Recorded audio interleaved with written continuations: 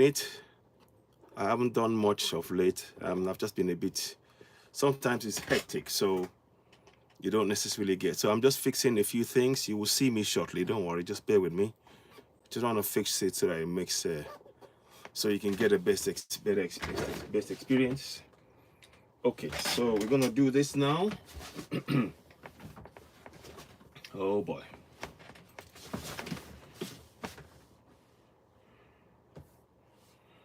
Hi and welcome. Welcome. It's been a few days. Thank you for waiting. Hi and welcome. Welcome to Citizen AY, the platform where we speak truth to power. Can we get to 5,000 likes on here? I'd like to get to 5,000 likes whilst we are on the broadcast. Please do share. You're listening to Citizen AY, the platform where we speak truth to power. Greetings, greetings, and greetings. Greetings to you all. Let us see how we're going to do this. Can we get to 5,000 likes? Can you hear me? Let me know if you can hear me loud and clear. Greetings and welcome. Welcome to Citizen AY, the platform where we speak truth to power. Yeah, it's been a few days. I've had to do one or two things, and sometimes I can't fit everything in. So that's why you've not heard from me. But there's a lot to talk about. And the topic today will really be around very important issue about our sovereignty. So please do share, share, and share. We do need your support. Gift the platform, help us reach more people. Subscribe. We would really like you to subscribe because that's the best way we can actually get the work that we need to do done. Africa, we need to know, and we have to go on this drive to make sure people are aware of our rights. We don't know our rights. Anything to do with praying and everything else is just done. It's done to keep you occupied, to not know who you are, to not know the power you possess, and we are here to wake you up. So please let us tap and get to 5,000 likes. Can we get to 5,000 likes on this broadcast? Would really like that. I'd really appreciate your support as you are listening to Citizen AY, the platform where we speak truth to power. And also help us, if you're watching us on YouTube, subscribe also. Subscribe and reach more people. Greetings, greetings, greetings, greetings. It's a pleasure to have you here. Join me again. It's always a pleasure. So I want to make sure I'm on the right place. We're in the right place so that we do not have Millie, greetings. Okay, greetings. Let's go and get more people on. As you're watching, please do share the broadcast. I'd like to get to 5,000 likes on the broadcast. And also, please subscribe and share. You're listening to Citizen AY, the platform where we speak truth to power. And of course, don't forget, you can download the tune on iTunes. A little change to the tune in terms of the the picture and everything. We want the message to really get out there. I was at a show yesterday for an impromptu thing yesterday evening, but I may talk about it, but this is very important. So as you're watching, please do share. We welcome your support. It is very, very important. We are very grateful. Come on, let's get to tap. Let us get to 6,000 likes on the broadcast. It'd be great if we can get to 6,000 likes on the broadcast. 5,000 likes on the broadcast, not 5,000. And then we can begin. It's very, very important that we do that. So please do tap on the screen, share the broadcast, share the live. Let us get to as many people as we can with this live. We really do need your support. There is a lot to talk about, but before I go ahead, I want to make sure that we get the numbers up. So please, as you're watching, tap, share the screen, share the live, help us reach more people. It is very, very important, the work we are doing. And it's very important that we continue to raise awareness. On the African continent, Africa continent, without a doubt, it's the richest continent on the planet Earth. And for too long, we've been unaware of that. And our role is to make sure that people are aware of it. So that's what we're trying to do. Give me a minute, please. So we're trying to make sure that we are aware of our rights. We are aware that we have the power to make the change that we all wish to see. And we have the vibration. The majority of the people on this planet are Africans, melanated people. That's a fact. It's not even a dispute. Everywhere on the planet. So we are, in fact, the majority. And I don't say that as a way to be rude or anything. I say it as a matter of fact. Veronique Bozonga, greetings. Sarah Kabbalah, greetings. Zenoto, greetings. Moses Olaoye, greetings. Mosa Lenji, greetings. As you're coming in, please do share the broadcast. Can we get to 5,000 likes on the broadcast? I really like to get to 5,000. What I'm talk about here is very important. And of course, we always salute the great men behind me. They are doing exactly what needs to be done in Africa. They are standing up for Africa. They are making all the right decisions. And that's why we support them. That is why we advocate for them. That is why you see me talk all the time about the Alliance of Sahel States. And I always put them at the background of what I'm doing, because they are showing us the way forward. Our African leaders, those puppets in all across Africa, they are not following that. And it is time that we actually address that. We'd like to get to 5,000. We'd really like to get to 5,000 likes, so we would like your support. Can we do that? Can we get that like up to 5,000 likes, please? It'd be great if we can do that before we start. And also, this gives us a time. As you're watching, this would be really great if you can share it with family and friends as you're watching, because we want this to reach as many people as possible. We are here to educate ourselves, to educate others, to get as many people on board, to make us know that we do have the power to make the change that we wish to see. And we have that power. We really, truly do. But many of us are not aware that we possess that power. So what we want to do, what we aim to do on this platform is to encourage us, empower us, give us that, insight. So as you're watching, tap, share, give the platform, hit the like button, donate. And we are going to come and talk about this a lot. There's a lot to talk about. I believe we can get to 5,000 likes on the broadcast before we begin. Can we do that, please? And also, whilst we are doing that, before we start the program proper, I will take this opportunity to talk about and promote the GoFundMe for the ladies. As we speak, many of us know that there are ladies who are stuck in Iran and Iraq who are unable to move freely. And what we're trying to do is to actually put a stop to all that. So please tap the screen, share the like, give the platform, help us grow, and we would really like your support.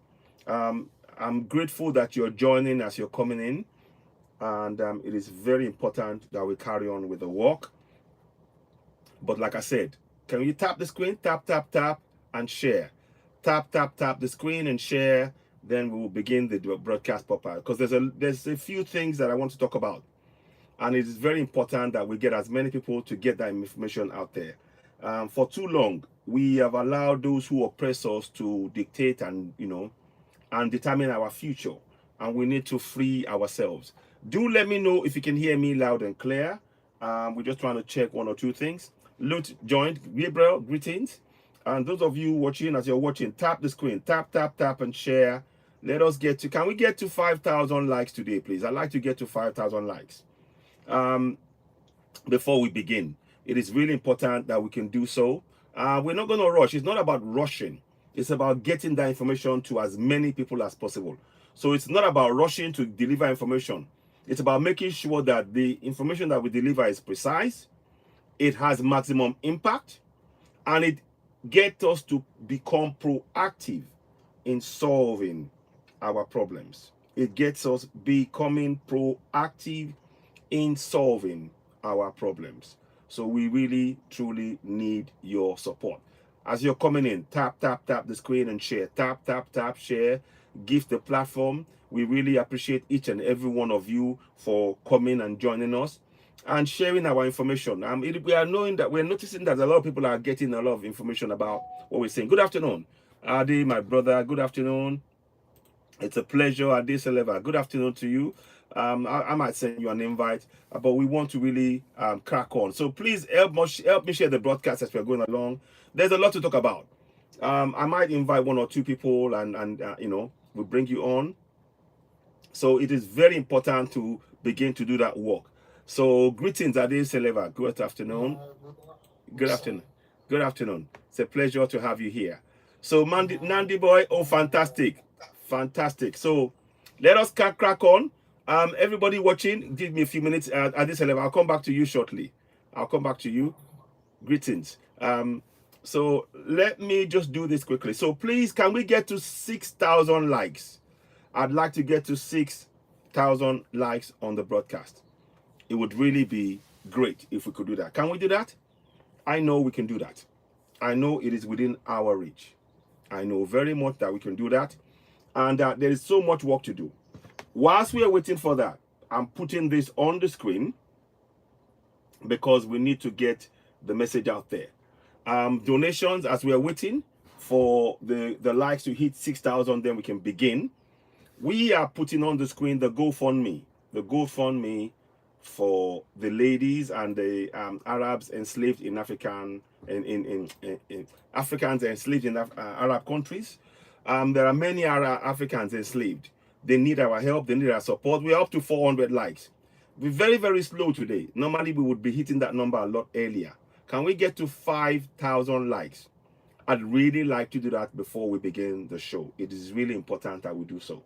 The reason is because this will give us a maximum maximum awareness in our communities of what we need to do. And I need you to know without a doubt that Africans, we have the power, we have everything we need. We are self-contained. We are self-contained in the African continent.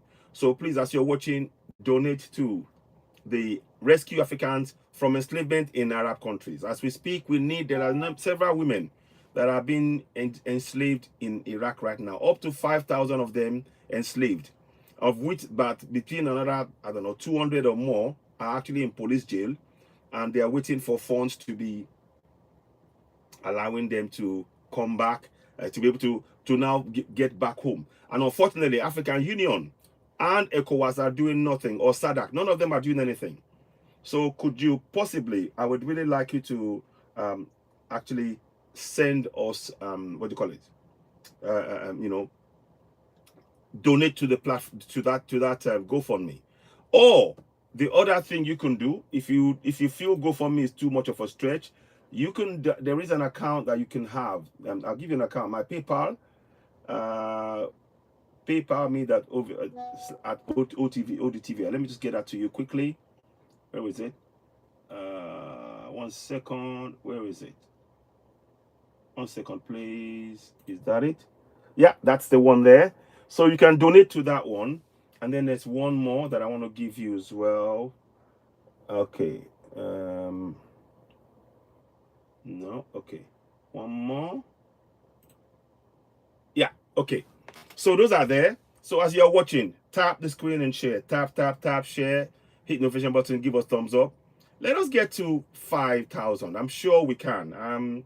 Normally, I know there's a lot of things. Suleiman, blessings, greetings, and I'll bring you back as well. I'll bring you in. Blessings, Suleiman. Greetings. So we're going to carry on. So just mute for now, please, and I'll come back to you briefly. Can we just tap? Those of you who are not on the panel, tap as you're watching, tap the screen, tap, tap, tap. I don't know what is going on today. There is something going on. There's a slow movement of what we're doing, but we really need this to be going forward, and we need your support. Ede Seleva, greetings. Ade Seleva, sorry. So, greetings. We are going to come back and do some more work, but this is very important. So, tap the screen. Tap, tap, tap, and share. I don't know what is going on, but I can notice that before our broadcast is usually receiving very good uptake quickly. So just bear with me 1 sec. Bear with me 1 sec. Just give me 1 sec. So the topic today is this topic here. I'm going to explain what we're going to talk about there. I'll show you the picture, then I'll come and. So whilst we are doing that, please just bear with me. So that's the picture we're talking about today, and it's very important that we are aware of it. And many African countries, you need to start asking this question. But before we do that, I want to really encourage you. Linda, greetings, Linda, greetings, Linda. Wow, thank you very much. So as you're watching, thank you very much. Tap the screen, tap, tap, tap. Come on, let's get to 5,000 likes before we start. It's very important that we do that. It's not because of anything, but because we need the message to penetrate far and wide. We need that information to penetrate far and wide. And that is something that we need. That's where you come in. So I'm putting it on the screen to encourage us all. Let me, whilst we are doing that, I will of course listen to Ade. Before you proceed, I will just let you say a few words, then I'll go to Sulaiman as well. So Sulaiman and Ade, go ahead. I'm unmuting you, Ade. What would you like to say? Greetings. Go ahead. So, yeah. Greetings. Let Sulaiman go on first. Okay. I want to quickly use the restroom. Okay. That's fine. That's okay. Go ahead. Thank you. Okay. Sulaiman, greetings and welcome. What would you like to say? As you're watching, please do tap the screen. And Linda, greetings also for doing the great work. Good afternoon from here. Good afternoon. Good afternoon. Yes, what would you like to say? Go ahead. Let's hear from you. No. Yes, good afternoon from South Sudan here. Following you from South Sudan. Oh, fantastic. Fantastic. This is awesome. What we are about to do on this program is it relates to the whole of Africa. Africa needs to know that we are the richest continent in the planet. They know it. They've hidden it from us long enough. Now we need to take action collectively to free ourselves. They are using all kinds of ways to keep us enslaved. So we will talk about that in detail. But I'm so glad you're joining me from Sudan. And it's such a pleasure to have you on board. Please share the broadcast to as many people as possible. And we will start briefly. We've just got barely 1K now. Come on. Everybody, tap and share. Tap and share. Let us reach more people. I think it's about 2,500 likes I'm seeing. Unless I'm wrong. Maybe there's a slight delay. But I can see that we're about 2,500 likes. So please tap and share. Carry on. I'll come back to you, Suleiman, and welcome again from Sudan. Okay. So. Thank you. So I'll come back to you. So now, please, I'm showing you this. The ladies on here, they are in Iraq. And those of you, we've given a number to call for the Iraq embassy. And we would encourage everybody to actually call the Iraq embassy around the world. We encourage everybody to call the Iraqi embassy around the world and begin to actually ask questions and begin to demand from them. Why is it that our African women are being enslaved? In Iraq. Why? And we should be asking all of the embassies of the Arab countries, calling them and putting questions to them, forcing them to actually understand that we know what they're doing. We can take action. And of course, at the same time, we are hoping that we will be putting more pressure on the African Union and ECOWAS and SADC and all of those African bodies that are absolutely silent in the face of this injustice. So the idea is to wake us up.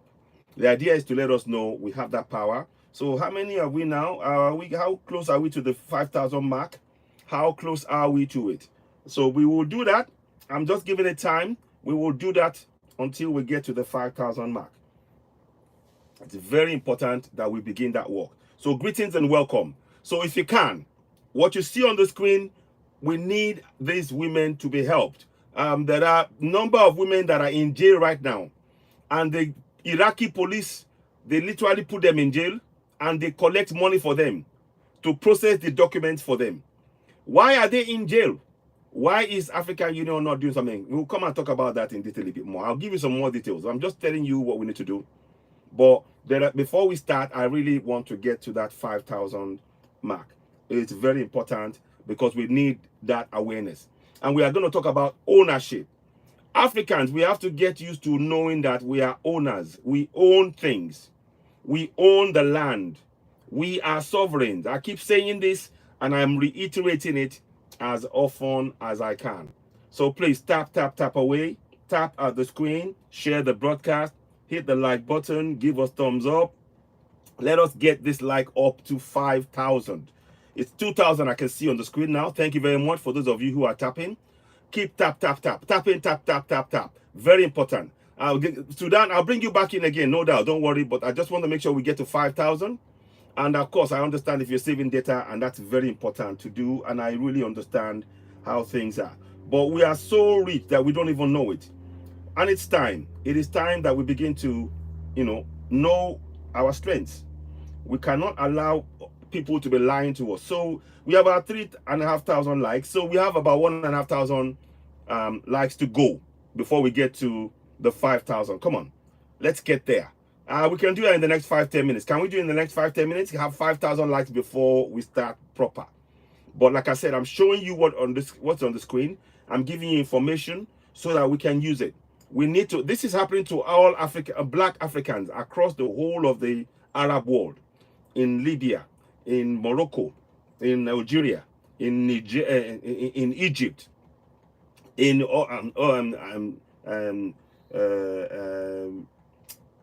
Saudi Arabia, OAE, UAE, sorry, and all of those places.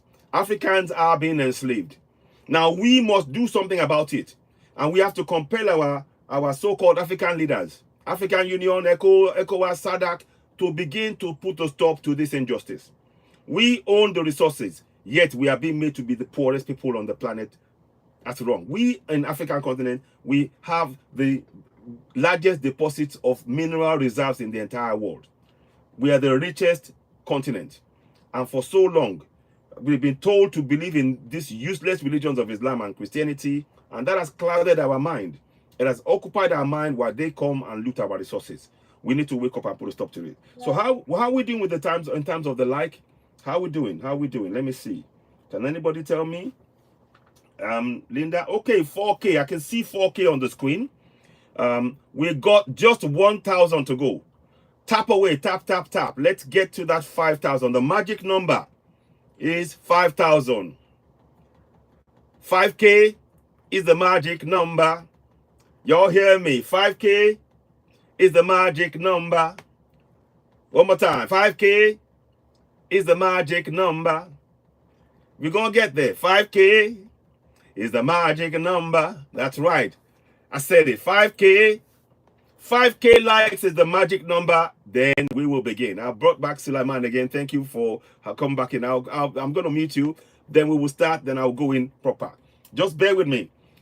This is very important topic, and this relates to all parts of Africa. As you're watching, tap the screen, share, give the platform. Let us. We welcome everybody that you're coming in and supporting the platform. We are really, really grateful. Vanna May. Wow, Vanna May, are you there? Are you here? If you're here, I'm going to bring you in as well. I'll bring you in, and we will talk. There's so much to talk about. I've just been. I do beg your pardon. I've not been. What's it called? It's just been hectic. Everybody for a couple of days, and I just thought I had to focus on what I'm doing. Getting one or two things done. Vanna May, welcome. Let's hear from you. What would you like to say? Vanna May, it's a pleasure to have you. What would you like to say? I just came in. Great. Happy to be here. Great. Great. Okay. All right. Okay. So everybody, as you're watching, if you are in the background, tap away. Tap. We'll get to 5,000 in no time. Yes, I can see 4.1K on the screen. Great. Let us get to 5K. I know we can do this. So like I said, 5K is the magic number. 5K, yes, is the magic number.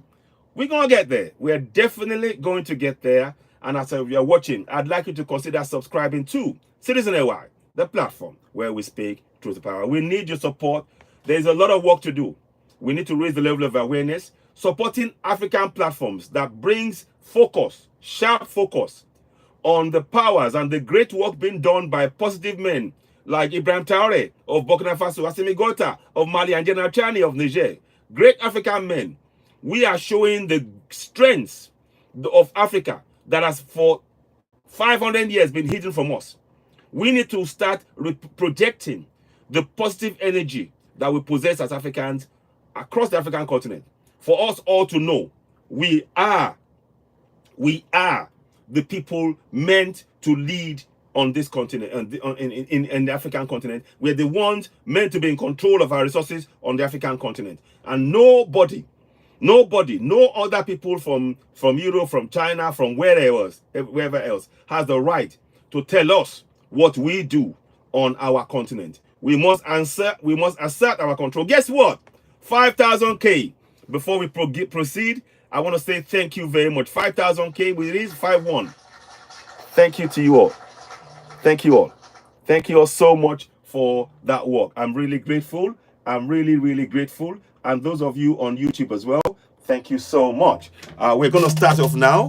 So greetings and welcome as you're watching. We're going to start off with the song. Then we will then go into discussions. And thank you all so much for joining. And thank you for helping us reach that milestone, 5,000 likes before we start the show. This is a new milestone. Of course, we will keep extending it and we'll keep growing. And because we need this to happen. So thank you once again. Let me say that. Thank you. Our cable line. Okay. So we are gonna go ahead now and we'll start with the song. Then we'll go into the discussion proper. Great. Welcome, Alkebulan. So I'll say something. Greetings, Alkebulan. Greetings to you. Welcome, my sister. It's a pleasure to have you here. It's a pleasure. What would you like to say? Go ahead. Greetings, Alkebulan. Greetings to you. Can you hear me? Greetings, my brother. Greetings. Can I talk to you in 5 minutes? Yeah, that's fine. No problem. I'm going to start off now. I'll come back to you. Thank you so much. Greetings. Thank you. Greetings. Okay, so I'm going to mute everybody. Then we will start with the song now. So, thank you all so much for the 5,000 likes. Now we begin with the song. How long una go dey suffer? Don't forget, you can also get if you want this T-shirt, Citizen AY. It's a symbol of honesty, integrity, and speaking truth to power. The platform where we speak truth to power, and the Bini. It's on the screen there. Get in touch via email, and of course, we'll get those to you as well. And of course, don't forget the song itself. How long will not going to suffer? I'm going to sing it now. It's a song I wrote related to encouraging Africans to stand up for our right to self-determination and actually begin to hold our governance to account. We need to take collective action. So here goes.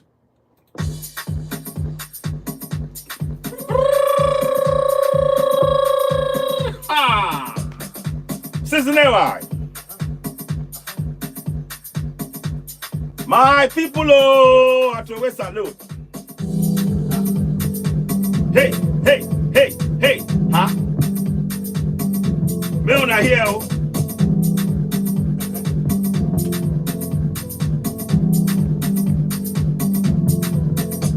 How long? Yes, how long? Come on. How long gonna go this suffer? How long? How long gonna go this suffer? How long?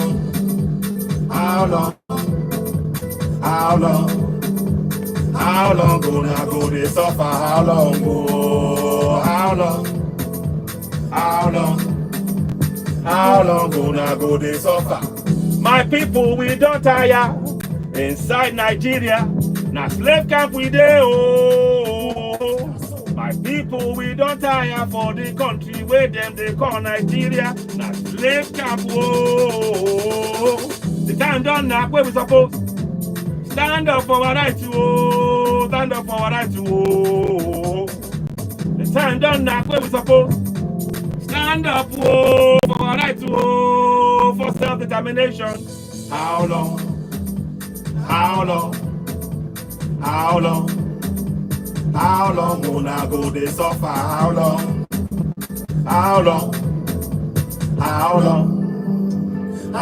gonna go this suffer? How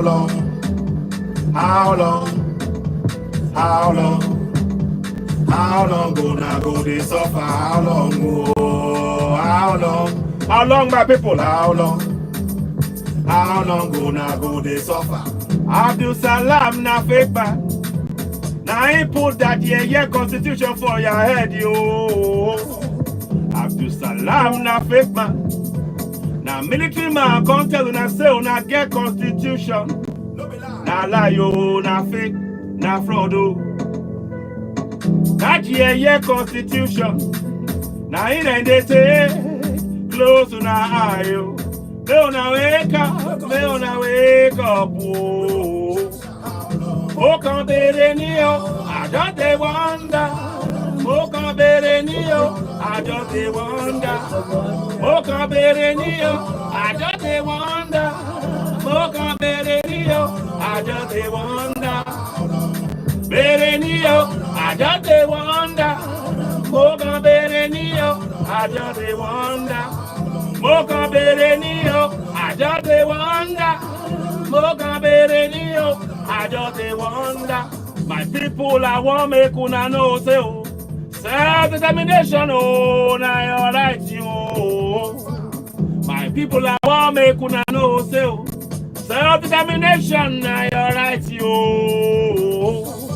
You must fight for your right. You must stand for your right. You must get up, stand up. You must tell your people for your village, for your town, for your city. Any inside country where you dey, oh, Atiku, Emilokan, Opita Obi no be the solution. Now the solution, now be the solution. Make una wake up. Wake up. Make una wake up. Wake up. Time don't knock. You be Yoruba man. You be Biafran. I want make una know, say, self-determination, now you're right, you. Hey, hey, hey, hey, hey, hey,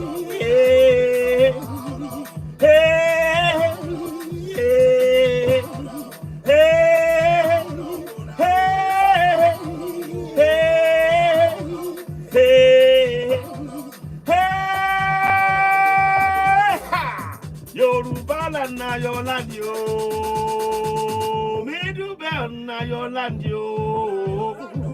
Hausa land na your land, yo. Biafra land na your land, yo. No be Nigeria, no be Nigeria, no be Nigeria, no be Nigeria. Ra ra ra ra oh. Thank you so much. Thank you. Thank you so much. It's a pleasure to have you joining us here. You are listening to Citizen AY, the platform where we speak truth to power. The aim of this platform is to reach as many people across the entire African continent. People, and indeed, diaspora. People from America, from Europe, from Africa, from places like Sudan, Gambia, UK, Nigeria,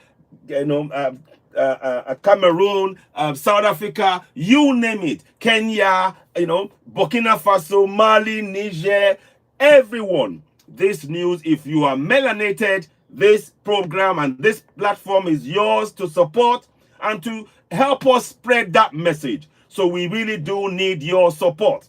It is really vital that when we come online, that you join us and spread the good news. The good news about these great men. They are doing fantastic work. Something that we were told that African man could never do. African man could never run anything. They could never build their own country. They could never make sure they protect their own people. Guess what? Burkina Faso is showing they're doing that and more.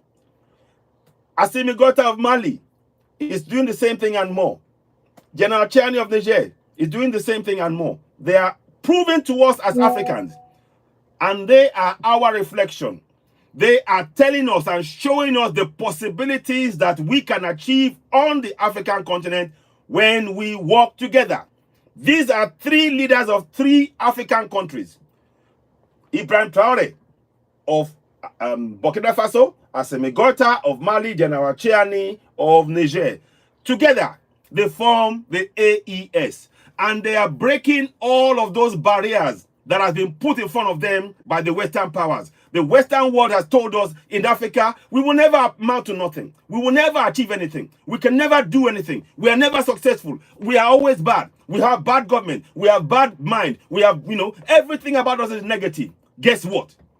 Everything that this guy touches is a great success. Everything that AES are doing is the exact opposite of what ECOWAS, African Union, SADC, they are doing things for Africans, and they are doing it and showing the world how great the potential.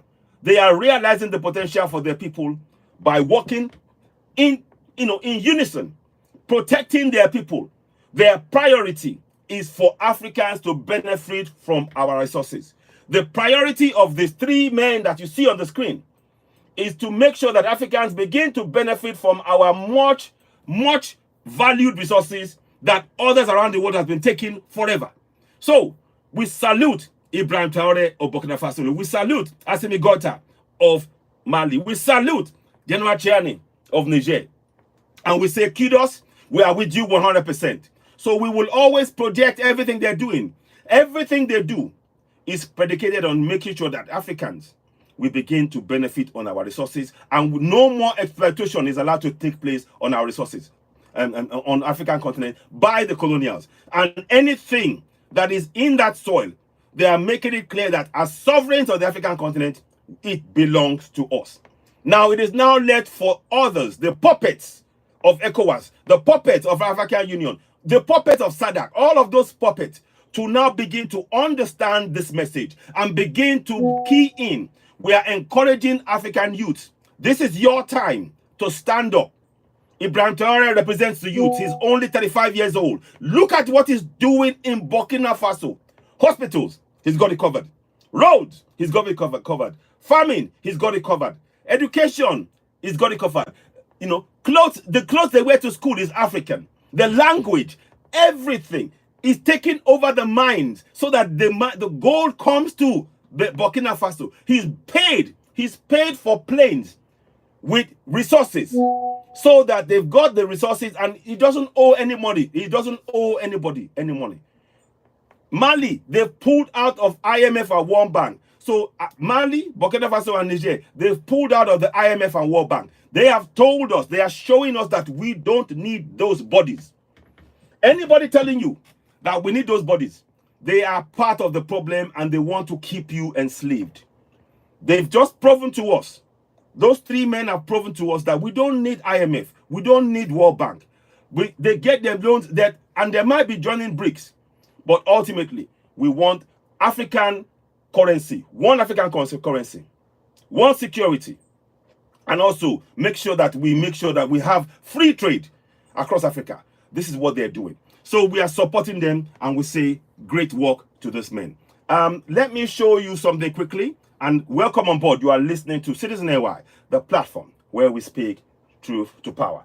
Let me show you something quickly that I saw today. So like I said, before I go too far ahead, those ladies, the ladies here, and there are African men and women right now enslaved across the Arab world. We need your support. We have 210 pounds. We would like much more because there's so many men and women that are enslaved. What you can do for us, if you can, is to help in getting that message out there and reach more people. We would need your support. We really do need your support in getting the message out there. So what you can do for us is to share the broadcast. If you can, donate. You can donate to the GoFundMe or use the PayPal me, and make sure you put the reference Rescue Africans REFEC. Just say REFEC. Just put the reference RAFEIAC. Then we will know those funds are meant for going into the GoFundMe, and we will put it straight in there.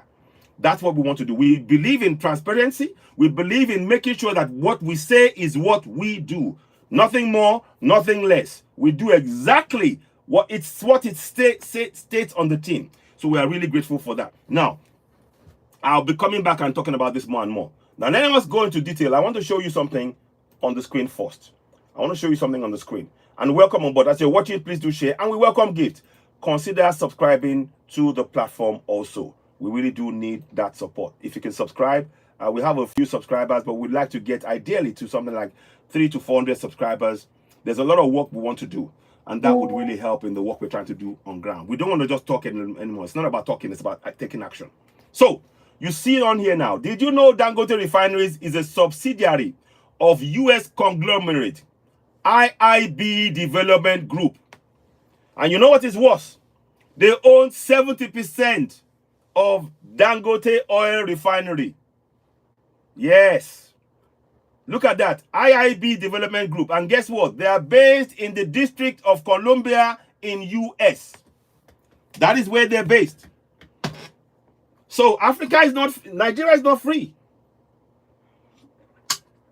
As I talk to you, our resources, we have to do exactly what Burkina Faso, Mali, and Niger are doing. They are taking over 100% control of their resources and making sure that nobody outside of Africa has control over the resources belonging to the sovereigns. Because remember, I keep saying it. You and I, we are sovereigns. We have sovereignty, we have authority, and we have power. And for the first time ever, great men Ibrahim Traore, Assimi Gota, General Chiani. They are asserting that sovereignty by making sure that the resources on the African continent is the resource that is belonging to the people of African descent on the African continent. Making sure that we get the benefit of our resources. So we salute these great men. Let us give them a round of applause before I go forward. I could talk about them. Let us give them a round of applause. Thank you. Thank you for the gifts and for the donations. Those of you gifting, I'm really grateful. Consider subscribing also and keep sharing. So you can see, and here we have, this is Nigeria, the so-called, the supposed largest country in Africa. 200 million people. And 70% of our, the oil, the petroleum, we are the third largest country of oil, producing oil in the world. Don't mind all the statistics they're doing. They're siphoning away our resources. Third largest in the world. 70% of the revenue meant to come to the sovereigns of Nigeria, you and I. Sovereign. 70% is going to America. Let me show you details of what I mean. As Mr. Salong USA, I'll come back to you briefly. Greetings. Greetings. Now, so let me show you, then I will pause, then I'll come back. Let me show you something. So it is important when we're saying this, and this applies to all parts of Africa. Where you see puppets, you will see companies. Where you see the African puppet, you will see foreign companies controlling those puppets. They are controlling them. We don't want puppets on the African continent. We want leaders like this behind me who are speaking up for the people. These are the leaders we want. Let me show you briefly. I'll come back to this now. Let me change gear a bit. So where is it? Here we are. So now I want you to show, I'm going to show you first. This is the International IIB Development Group organizational chart. So this is a group. So this is their structure. This is all the, this is based in, let me show you. So I want to show you how they get there. Where was it? Okay. Organizational chart, Africa. And this is Dangote. Now, I want to show you now. I'm going to go in. This is their website, and they're live right now. They are based in Colombia, in US Colombia, US state Colombia. I've forgotten what the state is called. So, let me see. Can I go back one step? I'll go back one step, and I'll come back up. Yeah. So, now, so this is who they are. Who are we? They are supposedly, I want to try and go one step back. Let me go one step back. So they are IIB Development Group, development of infrastructure projects from the United States and beyond. So let's go forward now. I just want you to just see where they are. So they are, how can I put it? I'll come back to this one. I want to try and see if I can find anything that will bring that to you. Okay. Let me just see if I can go down here. Yes. IIB Development Group is committed to providing funding to programs that boost economic growth, reduce poverty, and improve people's living conditions. Right. Okay. So they are, I read somewhere that it is a US organization, which you just saw moments ago. Now, here's what I want you to look at. Their portfolio. Let's go and look at their portfolio. Please follow this intently. Follow portfolio. So now their African portfolio per region. Africa. So we're going to go to Africa. I want you to just see that. It's very important. Just bear with me, please. It's very important we do this. So this is their Africa. This is their portfolio. Now we're going to go to Africa. We're going to go to Nigeria. You see, what I am showing the structure of how our resources are being systematically taken out of our hands. They got riches in Benin, Botswana, Burkina Faso, all these places. But even Burkina Faso is taking them out. They're not allowing them to have control. They got Ghana, all of these places, Kenya, all of the places. Now let's go and look at Nigeria, because that's the one I want to talk about today. Let's go and look at Nigeria. So, subsidiary. You see that? Now, go down a bit more. We've been hearing about Dangote Refinery. Every one of us thought we owned that Nigeria owned it, or it was owned by Nigeria. It's not. It's by private companies, subsidiaries. So let us go and look at this again. So where am I now? Dangote. You see? Dangote Oil Refinery Company. Can you see that? Dangote Oil Refining Company. So they don't want us to, anyway, I'm going to come back to that. They brought me to the beginning, but it doesn't matter. So you can see what I showed you. Let me go back one step. If you let me go there. Yeah, okay. So we're just going to Nigeria. So, like I said, so you can see on the screen that they own Dangote Refinery. Where is it? Nigeria. Let me just make sure. 1 second. Where is it? I just saw it just now. Did I just see it just now? I did. Yes, there we go. So you can see that is Dangote Refinery in the middle there. Now, I'm going to show you Dangote. Now, Dangote, everybody, when you look at Dangote Refinery, you think, oh, Nigeria owns Dangote. It's owned by Nigerian. Great. Wrong. They own 70%. Listen, type this up yourself. I said, is Dangote Refinery a subsidiary of Iibdg Development Group? And the answer come back. Yes. Dangote Oil Refinery Company is a subsidiary of the Iibdg Development Group. Ownership. Iibdg owns 70% of Dangote Oil Refinery Corporation. Acquisition. Acquired July 15, 2022 for $19 billion. Location. Located at Lekki Free Trade Zone, Iibdg, Lekki, Lagos, Nigeria. Capacity. Is a large world single train refinery with capacity to process 650,000 barrels of crude oil per day. Are you reading that? Are you all reading that? Now, we've read that. So now we know that when they talk to us about Dangote, he is just a front. Dangote is just a front. Dangote is just a front. I'm going to pause for a second and hear some comments from people as you watch. So when you see this, you now see the basis upon which I have now exposed to you all and bring to your attention how corporations suck our wealth away.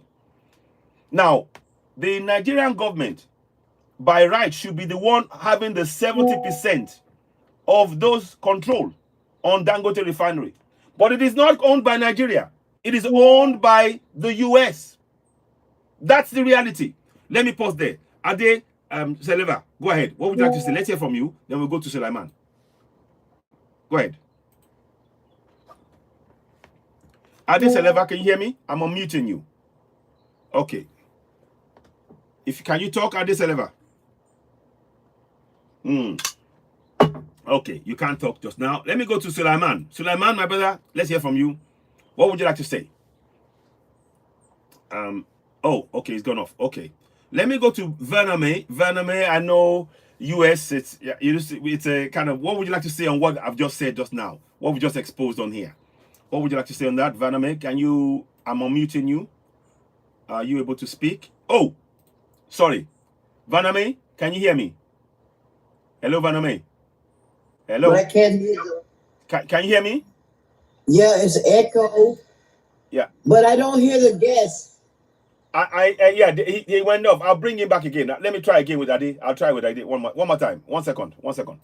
I'll mute you. I'll go back. Ade, can you hear me?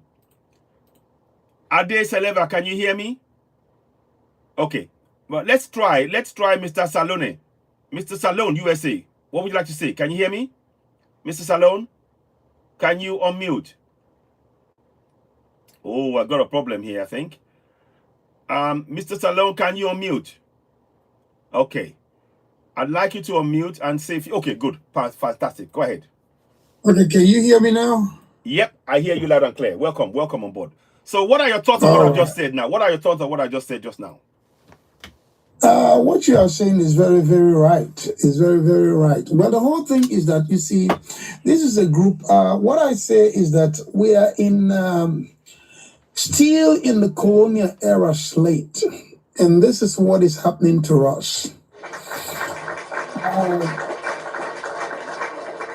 You know, a lot of time, that is why our freedom is very hard from achievement, because we have scamming leaders. We call them liberators. Very eloquent in speech, poor in practicality. And as a matter of fact, they are not communicating the real truth to the audience. The only people that knows their scamming methodology is the segregates that they have around themselves. What do I mean? These people, we have all the resources in Africa to change our narratives and to set ourselves free. But what do? We are still working with the 1884 and 1885 Berlin Conference, or 1848, 1845 Berlin Conference slate. What do? Divide and conquer. So what have they said? They set what we call political colors. And these political colors are dividing us. And what are they doing? The means they are dividing us, they go to parliament and act as if they are divided, but they are not divided. They collect what they should collect from revenue collections of the nation, contracts that comes in, they get their own part of the share, and then what do? They act to us as if somebody within the nation, within the community, is ahead. But really, the deal behind it, nobody knows. And until we get to that point, you see, this is what the Sahel brothers are shedding lights on. They are changing the narratives for us to know. It was the same thing that Thomas Sankara did when he came to Burkina Faso. You know, when Thomas Sankara came to Burkina Faso, what did Thomas Sankara say? He said, let Burkinabés begin to patronize the Burkinabés. What does that mean? In other words, he says, every product of Burkina Faso should be patronized by the Burkinabés. That means increase in revenue, increase in productivity, then increase in what? Export and import. Because as long as production increases and we begin to export, then we begin to minimize our import rate. Because whatever we are doing, Nigeria is the giant of Africa. Let's be very real. And until the narrative of Nigeria is changed, think about it. To this day, our ministers, our presidents seek the simple thing which should be given to Nigerians, which is the medical facility. It's being given to what? The Western world. Our leaders does not believe in the system in which they say they are representing. Let's ask ourselves, if you do not believe in the system in which you are representing, but those you are representing, you want them to believe in the system, how does that work? But we have sycophants who belong to this party maniacism and who are, you see, seeing their leaders as demagogue. They should not be questioned by nobody. When they are questioned, we have the protective system, which is the police force, the military, the ASD, or the SARS, or whatever they call themselves. They turn them to bulldogs against the people who elect them. You know, until the narrative change, that one thing is, we are the one that are hiring these people. These people are not hiring us. We hire them. Let them become accountable to us. Then from the Senate, the Congress, because Nigeria is a federation, we have to understand that these people, you know, when they were saying, let the poor people breathe, that was an insult. Yes, it was. To the electoral bloc. It was. Of the nation. Can you just imagine somebody that hires you? You come back and tell him, I need you to breathe because you hire me. It is a shame and a shamble. And these are the same people, they exploit the same Africa for which they say they represent, come to colonial world, get education from the colonial system, and what happened? Goes back to in fact take the oxygen out of the system. Exactly. It is a shame.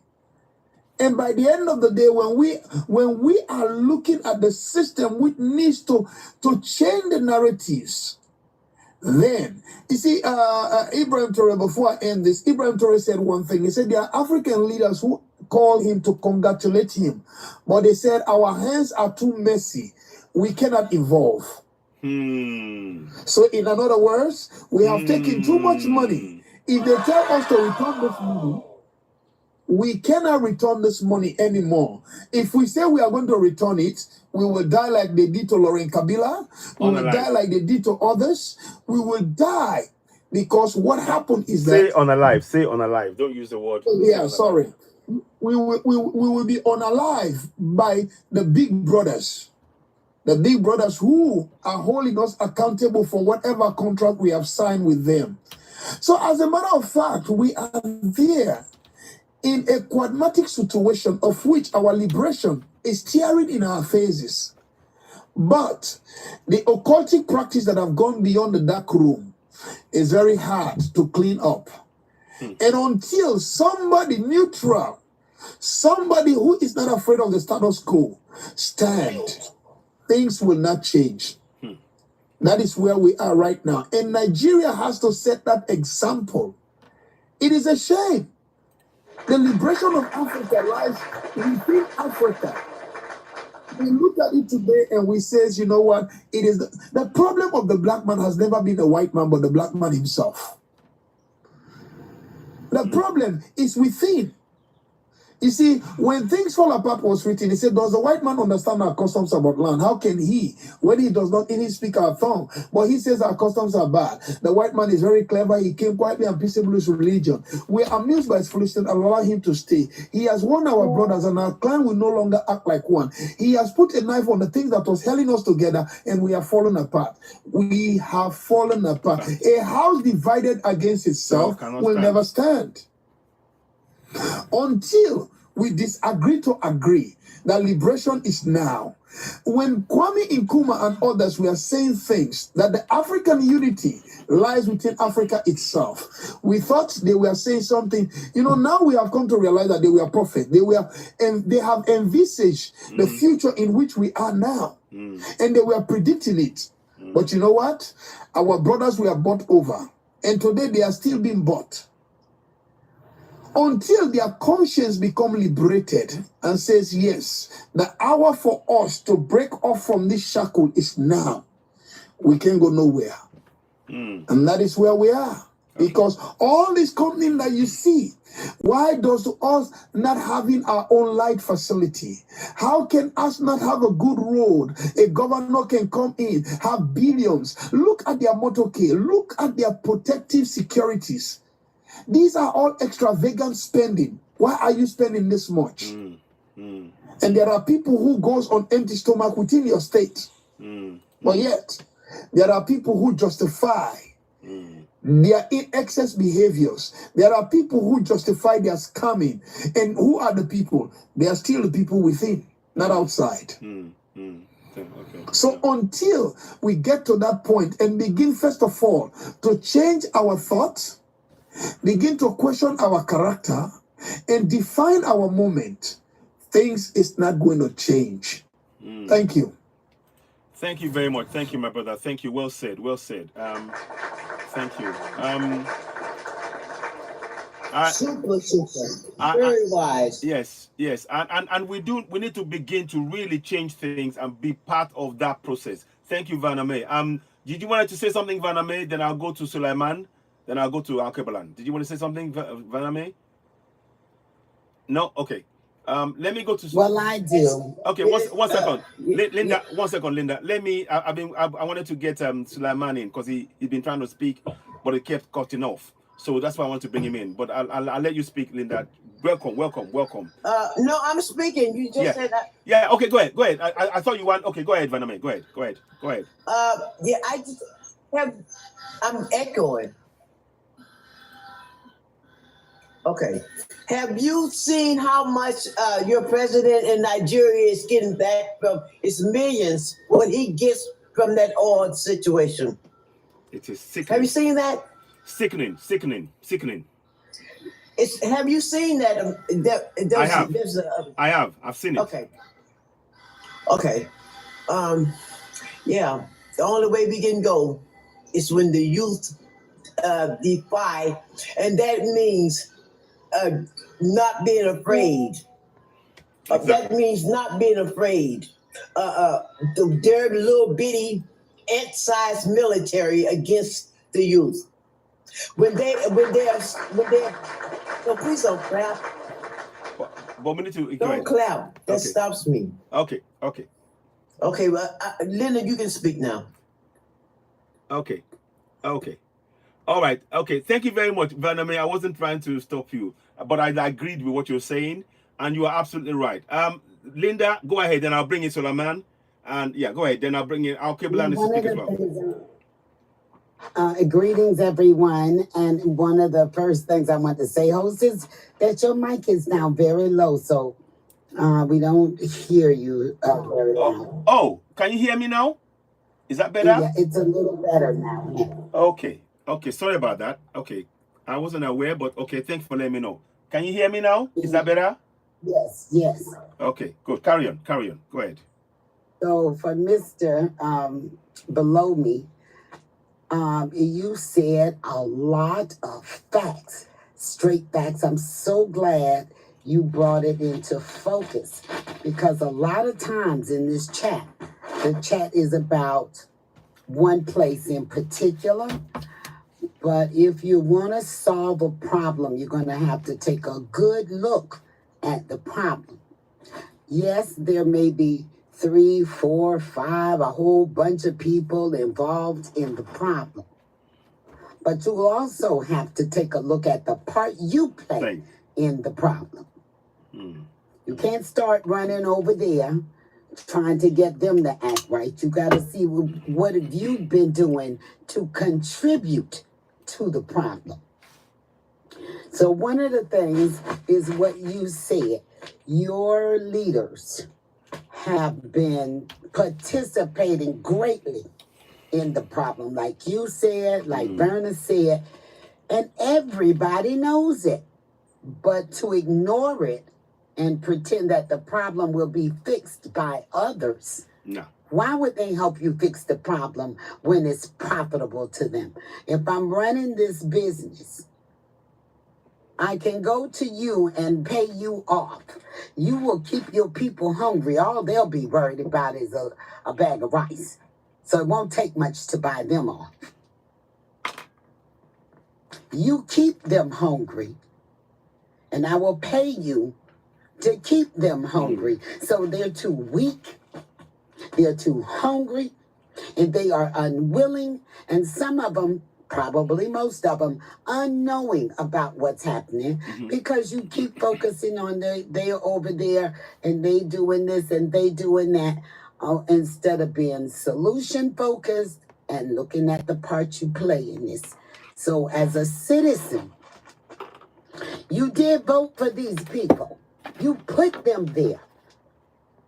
You don't question them, and they starve you. And if given half a chance, some of the citizens would probably unalive anybody that's going to help them. I don't understand this behavior.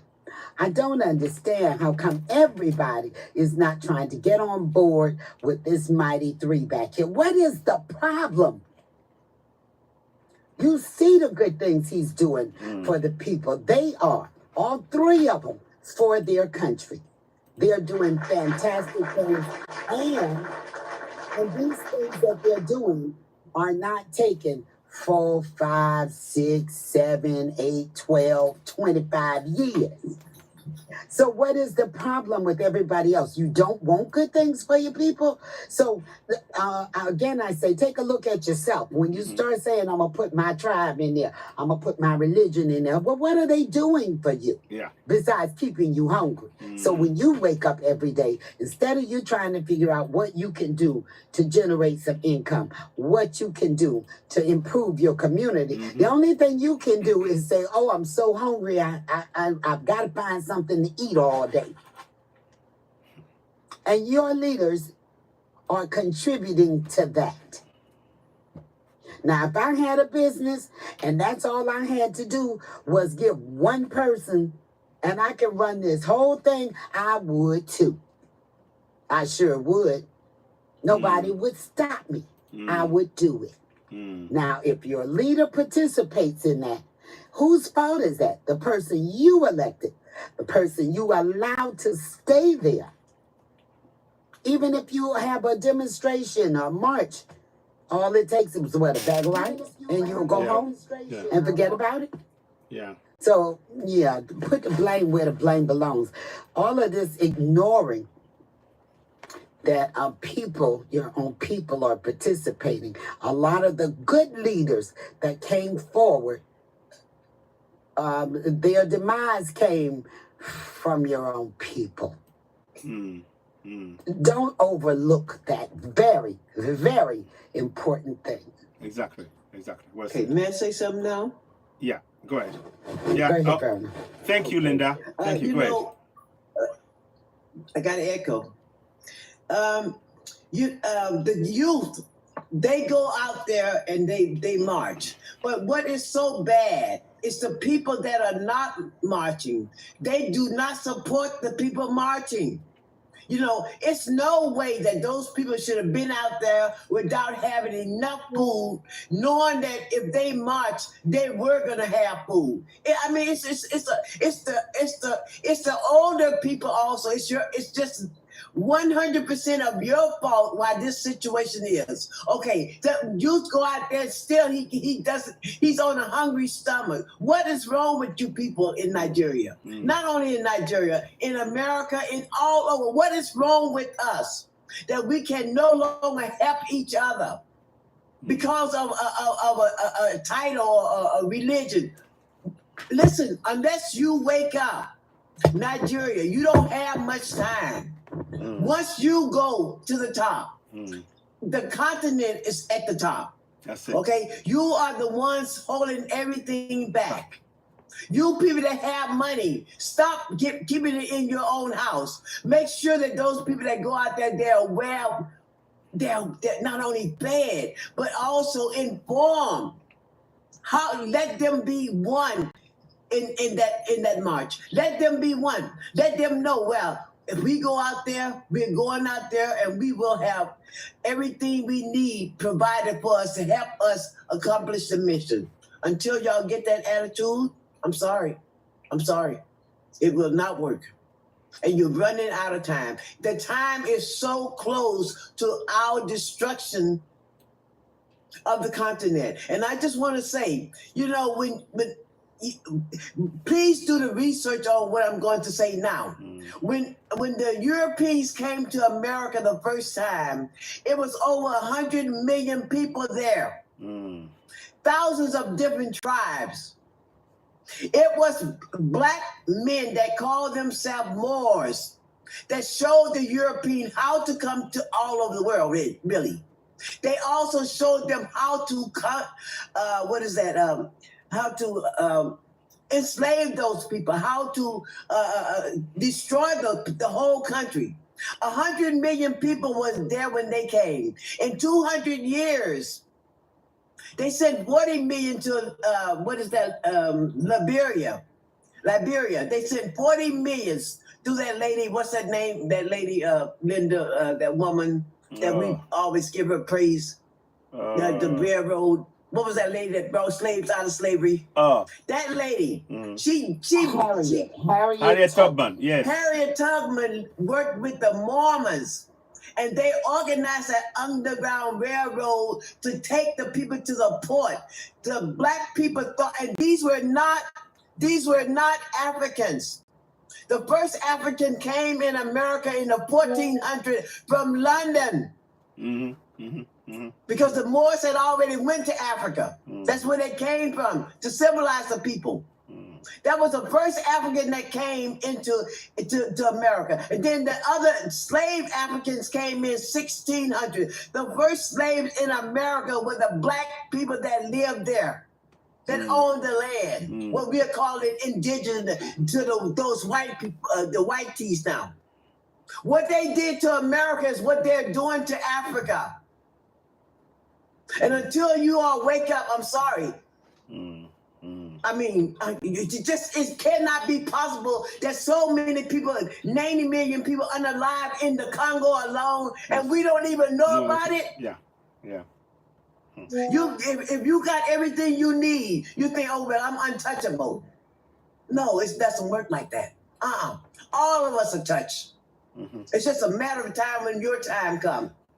Wake up, please. Thank you. Thank you. Thank you so very much. Thank you. Yeah. One final little thought, be long-winded. One last thought.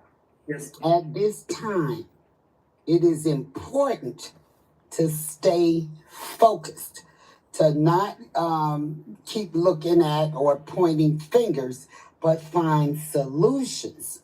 Because if you keep going over the problem, you're going to be like a dog chasing his tail. Yeah. You ain't going to get nowhere. Yeah. You got to stay focused on solutions to the current situation. Thank you. So solutions are needed. Mm. And the more the better. Some will work, some won't. But nothing is going to work if nobody does anything but continue to point fingers.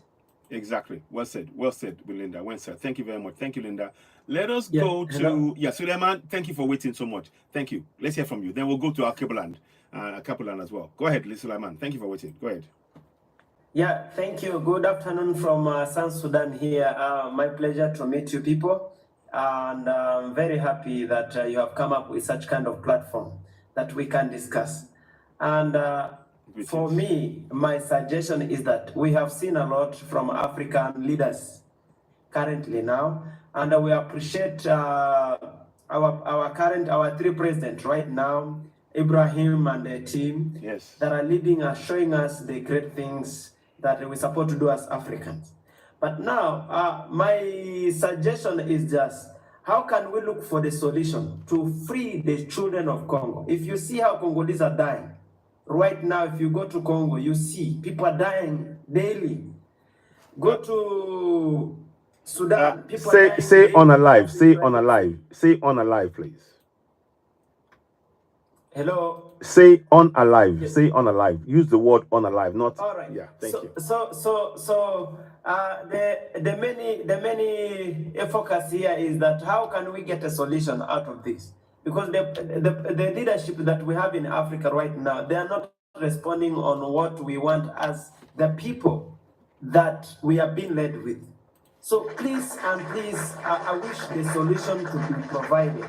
We are ready as a young people to join the army. If it is by army, please, if it is by army will bring the solution, please, we are ready as a young people to support and to get the solution because we are tired. We are really tired. Anyway, I'm not going to proceed because what I have in my mind, maybe it may be outside of the line, but I'm really, really hearted. I'm really disappointed. But Nigeria should stand and take a step because Nigeria is a source. And what can I say about Nigeria? You know more. I'm very sure. I'm very young from South Sudan. Of course, you know our history here. But we are looking at Nigeria. We were expecting actually Nigeria to take the step before Burkina Faso. But we really want to see Nigeria. We want to see Nigeria in that movement. Thank you. Thank you. Young man, are you aware that when the Mighty Three started doing what they are doing, Nigeria wanted to go against them? Yeah. Puppet leaders said, "Go stop him," and he was willing to do it. Yeah, I'm so glad it didn't happen. Yeah. But he spoke about it, and he was willing to go against them.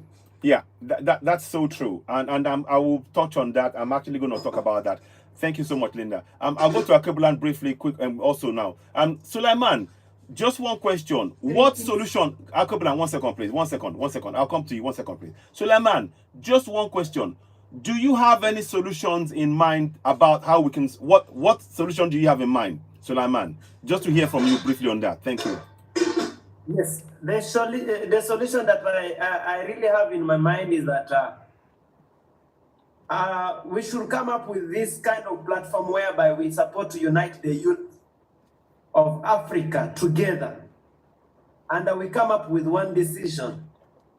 Because as youth, we have shown, Ibrahim has taught us not to fear anything. You see, we can be ready to sacrifice. As youth, we are being used to kill our own brothers.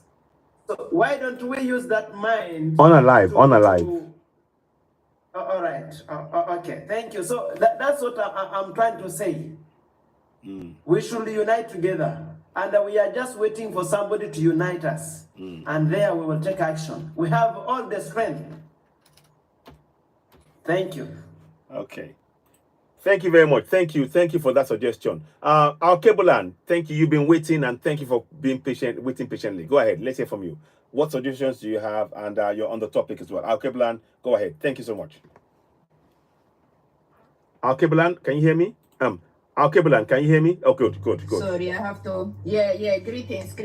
I thought I missed the program. That's why I wake up now. I had night shift, so. No. Oh, I see. Anyway, Solomon, my hair is standing because what you said is true. I think we are only talking to each other as grown up, but we are not really considering really the power is the youth. The youth, they know what's going on, but they are frightened. Yesterday I had a program in one sister, and I was talking to the youth. They was talking to me, and then after they start texting me, they said, listen, there is so much youth there in prison. They put them in prison, and we was frightened. And some youth, they were saying, after that happened, we felt like to analyze ourselves. Imagine to say that. It's like the youth, he says, I feel to go away. That's it. Because I was frightened, what's going on and everything. There is no freedom of speech at all. So the youth, they don't know what to do. And I was talking like you, brother. And I said, go to this Citizen. I just even shared them the program. And there was the adult one, the adult one now, Nigerian. They were saying, Nigeria is not going to be free. It's useless to talk about this stuff or whatever. Do you understand what I mean? We have to gather the youth. This program, you have to be about most the youth even, because the adults really, they talk, and then that's it. They're going to go in them way, do whatever they have to do. The youth, they are waiting for us. They are frightened. Even in London in here, I'm for the youth. When I taught the youth and something happened in here, whatever, the only things they said, we didn't know. We need help. We don't know what to do. So what we are doing in here, we will talk forever. We adult, we are adult, but not everybody's adult open eye, But the youth, they are open. They are open and they are waiting. Wow. So it's true. I don't know.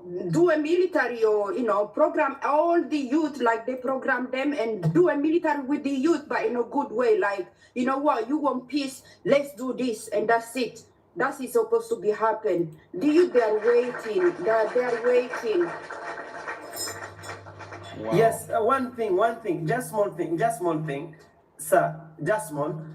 I think what we should do, we should have the leaders of youth for each country, whereby we have a youth in Ethiopia, a leader of a youth in Ethiopia, a leader of a youth in Rwanda, a leader of a youth in Congo, so that those leaders should be able to coordinate and give the report of what is happening in the country, because those who are in the region or in the country, they understand better. Yeah. That's why I told them, I talked to the youth and I told them, yes, listen, talk to your friend, go to the village, and because he was very enlightened, this guy I was talking yesterday, he was 27, he's young. And he told me this and that, and I told him, go to the village and, tell the people in your own language, because they don't know. It's true, he says. Every time they follow because they don't know nothing. And I says, go to talk to them. But you know what? It's not only the youth. You cannot tell them, it's okay, do it yourself. They need us. They need us means we have to step up too as adults. You cannot tell them, the youth is our generation, so, do it, they don't know. They're children still. They don't know our mind, but with our mind, with our enlightenment, they have the force, you know, and they have the energy to say, you know what, let's go. But we can't. We don't have that mind. I think we are more frightened than the youth. You're right. You're right. You're so right. Well said, Kebulan. Yeah. You're so right. Go ahead. Yeah, that is my thing. I'm for the youth forever. I'm in London. I'm dealing with the youth. I would like to take some youth in here. You know what's going on in here. Even they analyze every time each other. Yes. You know, I had family go away. You know, coming from work, they analyze them and everything. So I'm trying to take them in Africa. Try to find something for them, at least to see Africa and to enlighten themselves a little bit, because in here, you know, they don't know nothing at all. And in Africa it's the same way. When I go there, really, I talk to them and they tell me what is what. They said they don't want to come in Europe. They don't want, with all the stuff we're hearing, we don't want to. And I like them more even, because, you know, we are not playing in here. We are not in a good situation in here. That's why we are fighting. So, you know, we need power to the youth. You know, we powerful. Yes, we have everything. You know, them ancestors, they are there behind. You know. Our ancestors, you know, I'm not talking for nothing. My ancestors, they are behind me. Yes. They are behind me because they fought, and I was there. I saw bloodshed, but I didn't fight. I didn't fight. My ancestors, they are there. They are pushing me now to talk. So we have to push our children. Thank you. Well said. Thank you. I'm sorry. Oh, I can feel the emotion. I feel the emotion there. Thank you. Wow. Everybody, let me just pause for a minute. Our Kebulan just said that. Our youth, we need to really, they are the future. They are the ones that we have to support in this. We got to get them, you know, that support and get them to have that self-belief. So we're continuing. And one of the things I keep saying, and let me quickly just say this as we go along, before I go along. This is something that I'm showing you here. Because our local language is so important. And I need the support. We need a lot of support to get this going, to get it off the ground. Can I do that? 1 second. Yeah. Okay, let me try again. Okay, so make it smaller. Yeah. So this is something that I'm working on. This is the Constitution of Nigeria in I'm going to move to the side so you can see me, in Yoruba language. Key sections. So section 10 you see on there, section 14, section 33, section 34, section 39, section 40, section 69, section 110, section 188. You know, all of that in Yoruba language to communicate, to get our people to know those rights in their local language. And the same goes for Igbos, for Hausas, for all of those. And then now we need to, we're looking for stakeholders to go into the community to do exactly what our Kebulan just said, and Sulaiman, to go into those communities, make people know those rights, that you are a sovereign, that you have the power to hold your government to account. That's where you come in. We want you to help us in actually donating to get this scheme off the ground. The paperwork is there. We're ready to print it and get everything out and actually get stakeholders, youth themselves, going into communities to wake each other up, because we have to help them. And this is where we talk about our people knowing their rights in their local language. That is part of the solution. Of that I am certain. And of course, the second part is encouraging people to have monthly town hall meetings, to start questioning those in government. We need that. But anyway, let me pause for a second. Let us hear from Mr. Salone. I'll go to Peace Africa, and then I'll come back to Mr. Salone so I can give him a chance to speak. Peace Africa, go ahead. Go ahead, Peace Africa. Can you hear me? Yeah. Greetings. Greetings, brother. Greetings. How are Can you you feeling? hear me, everyone? Loud and clear. We hear you. Greetings. What would you like to say? Peace. Greetings.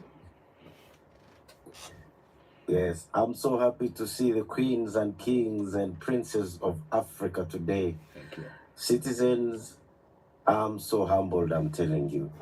I'm so humbled to see my dream being talked about right now. Akibulan was speaking, my sister is speaking, and I feel my spirit being raised up. I see my hand being pulled out of the grave. Mhm. I see my ancestors crowning somebody. I see my ancestors, you know, Mm. Yes, absolutely. spreading to, you know. I am talking to you right now. A few days ago, I got into trouble because of what we promote and what we do. Yeah, I'm going to explain that in a short time. But like I can say, I'm so grateful to hear from Akibulan and my brother from South Sudan. Yeah. I'm so happy. I worked with one of the deputy commander in chief of South Sudan. I think he's the deputy now. He's called General Malik Ruben. I think he knows him. I worked with the former governor of Equatorial Province called Clement. I worked with Paulino Matthew before he passed away. Oh my gosh. So from South Sudan, they have my regards and I hold them highly in my soul and in my heart. What does this teach you? We, irrespective of the age, we can do a difference. I was a very young boy, just working on networks, spreading information, propaganda here and there. I helped South Sudan gain its independence. Yeah. By then, those are the people I worked with. The brother from South Sudan knows that very well. But currently, I was very young. I moved out to do other things. I was very, very, very young, sharp boy.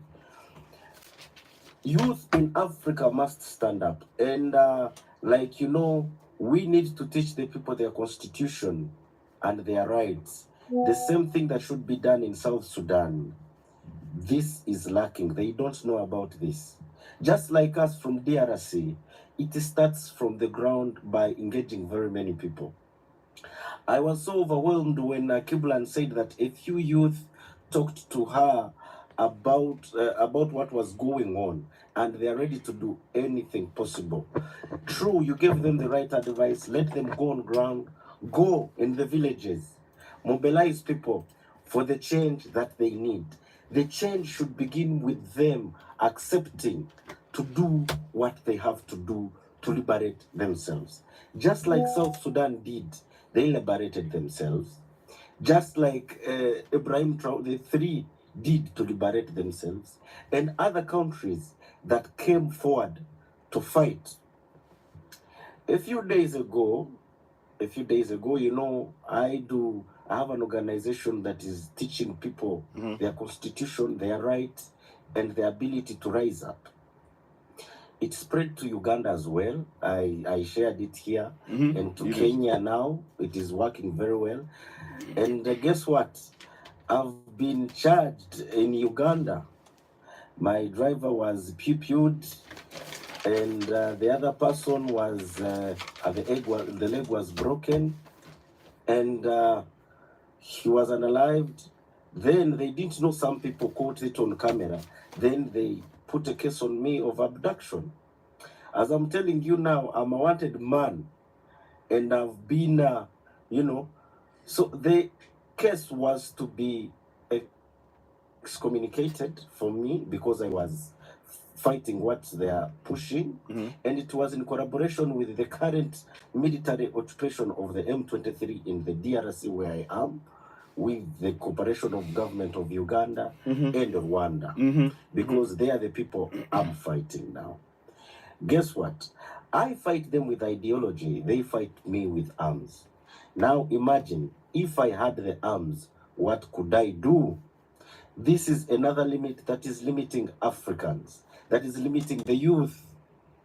If I had the might, the power that Ibrahim Traore and the team had, today, tomorrow, we would be celebrating independence of DRC as a new fresh-born, just like South Sudan did. Right now, as I'm telling you, we have the ability to rise and stand against the oppression. We have the ability to respond to the oppression of the highest order. But our limitations are the people we are fighting using arms, are fighting using ethnical cleansing. They are fighting by persecuting us against cases we don't know. Just like they did to Lumumba, just that like they did to Sankara, just like they did to the Nelson Mandelas, just like they did to anyone who had a vision of uniting very many people. That is the same case. You know, my organization has been registered in Uganda, has been registered in DRC. Yes. We are trying to register it in Kenya. In Kenya, it has been rejected. Why? After all, it is the very teachings they are being used against them in Kenya. This shows how powerful the information we spread and talk about here on this platform helps elevate people's minds. The constitutional rights are being risen up. Today, I might be a convict of they're charging me with abductions, with the unaliving people that I don't know even about and I've never heard about. I'm supposed to appear in court on 22nd in Uganda, and they will charge me a fine because they found there's nothing I was doing wrong, but because I was in another country doing my work, they said they will charge me a fine and let everything go. I should never talk about politics, mobilizing people, and the thought of engaging into acts that may result into a revolution or a protest or picketing on the streets in Uganda. So that is where we are. But as youth in Africa, what does this teach you? Let me be an example to you. Let me, right now, I can manage to do what I can do today. But tomorrow I may not be alive to do it. But you can do it. And we can join arms. We liberate me today. Tomorrow we can liberate you as well. The next day we will liberate a sister. The other day we liberate another person. That is the unity I'm having. When Akiblan was speaking, I could feel the crown of a prince on me. I could feel the crown of a king on me. I could feel the ancestors spreading from me to her. And she was spreading it from that person to another. Just like we've been doing on this platform. Wow. I beg everyone in the audience, please support the youth in any way you can, in every way possible. They are the future of tomorrow. If it wasn't the youth, the South Sudan wouldn't have gotten its independence, and I'm happy to have helped them. If it wasn't for the cause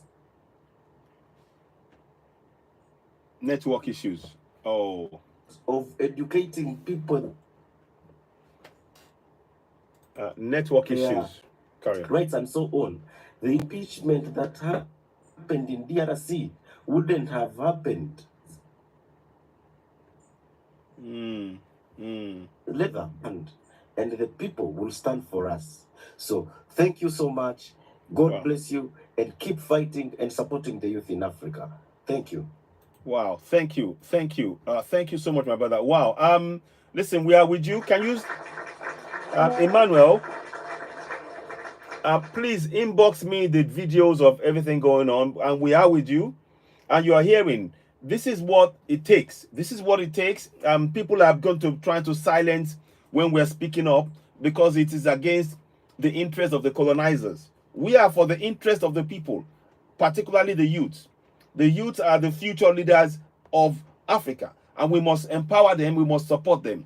We have to give them information, the right information in their local language to stand up for the people, their rights, and for the benefit of the resources in their land, to benefit their communities, to build roads, water, light, schools, bridges, healthcare, all of those things.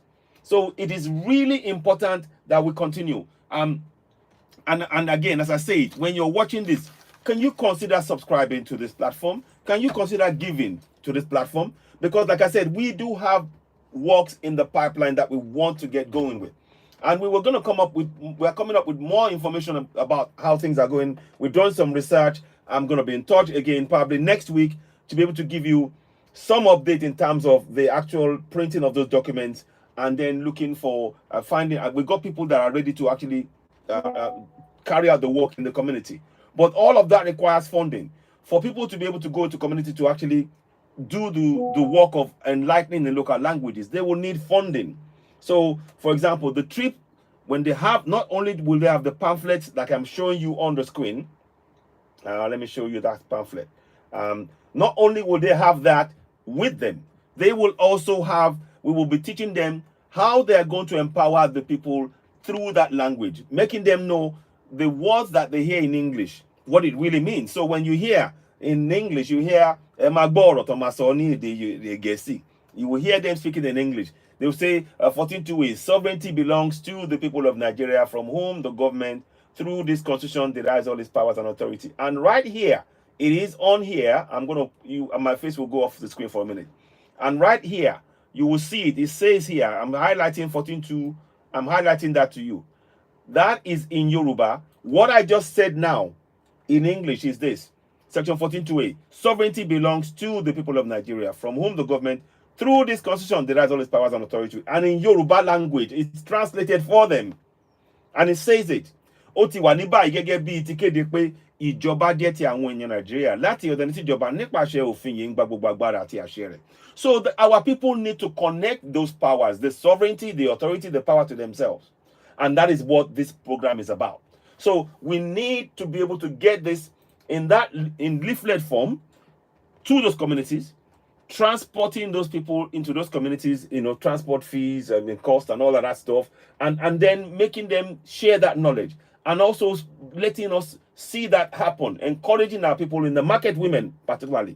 Our market women need to know this. Our farmers, our vulcanizers, all of those people who are in those communities need that information. Because without doing this work, we can talk here.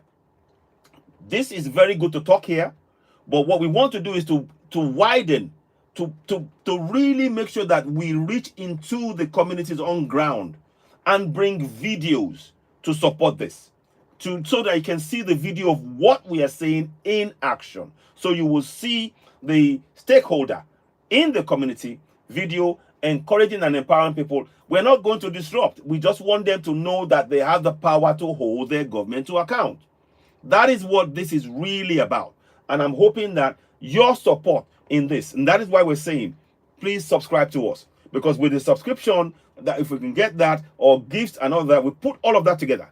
And we begin to go every month. We go to this community. Again, we'll do a video. You will see the video of the community, how we're doing what we're doing, encouraging people to know about their rights. And once people know their rights, you are changing their mindset, and the kids need to know that in their own local language. Yeah, it's on there on the screen. And, that is the work we need to do in every community. So this is Yoruba language, for example. But I want to see this in Ghana, to see people speaking in Ashanti about their rights. I want to see it in Gambia. People see the people, to speak in their language. I want to see people in Sierra Leone speaking in their language about their rights. I want to see that the same thing in Sudan, so that people are speaking about their rights in the local language. Because what that does is that they will not allow any government. Miss Linda, go ahead. Yeah, go ahead. They will not allow any government to oppress them and suppress them. We need action on ground. And that is where we really do need your support. Thank you very much, Linda. Go ahead. Go ahead. Okay, I just want to share with a few youths that are here. This is a mod moment. Please share the live. The numbers are down pretty low. I know you got some friends. Invite your enemies too. Share the live. Please share the live. And the other point I want to make is everybody has a device in their hand. I promise you, if you put your country's constitution in the search bar, it will pull it up for you. When you go home to your villages, pull it up, read it to them in the native tongue, and have conversations about it. Maybe they don't understand it. You know, everybody's not on the same level. Some are more educated, some are less. But if you have conversations about it until you can get some understanding and agreement about these things, they will discuss it. Whether they can read it or not, whether they see it again or not, they've had a conversation about it. And they will speak about it with others. So it's the beginning of the process. It's a step. It's a very small step, but everybody has a phone. And every phone has Google. So it's the beginning of a solution, because everybody needs to be on the same page. We don't need people who don't know what is going on, what you're talking about, what constitution, what it says. Can I do that? We need everybody to know. And everybody has a phone. Everybody. Maybe they don't have a phone in the village. But I know all you young people got a phone because you're in here on TikTok. So you got a phone and you got some data. And you can share this information with the elders, with the people in the village. And I think Host gave a real good suggestion about making sure that the women in the marketplace are aware. They have a lot of time and real close to each other, and everybody comes through the marketplace. Let that be the conversation going on and scurrying around at the marketplace. It will reach a lot of people from the marketplace. Exactly. But everybody needs to know, because I don't think a lot of people know you have a constitution. So definitely they don't know what it says. They don't know what that is. They don't know what it's about. They don't know anything about the rights and what they can do. And the other thing is that town hall meeting. Yes. Even amongst you young people, if you have to start with just 2 or 3 of you gathering every month to talk about your plans for how you're going to get this information out, start there. Then ask some politicians to join in, because really you need some input from them. And to be able to question them. What are you doing? When are we gonna get some lights? When are we gonna get some water? Don't you get money? Is that money for us? We need a sense of community. I don't know if people are patriotic because they're so stuck on religion and tribe, but you need a sense of your entire community. So if you're in Nigeria and there's a whole bunch of different tribes there, we all Nigerians need to be on the same page as Nigerians. Exactly. Know that you are a Nigerian. I don't care what your language is. I don't care what your tribe is. I don't care what your religion is. You are part of something much bigger. Yeah. And as we have heard, other people are looking up to you.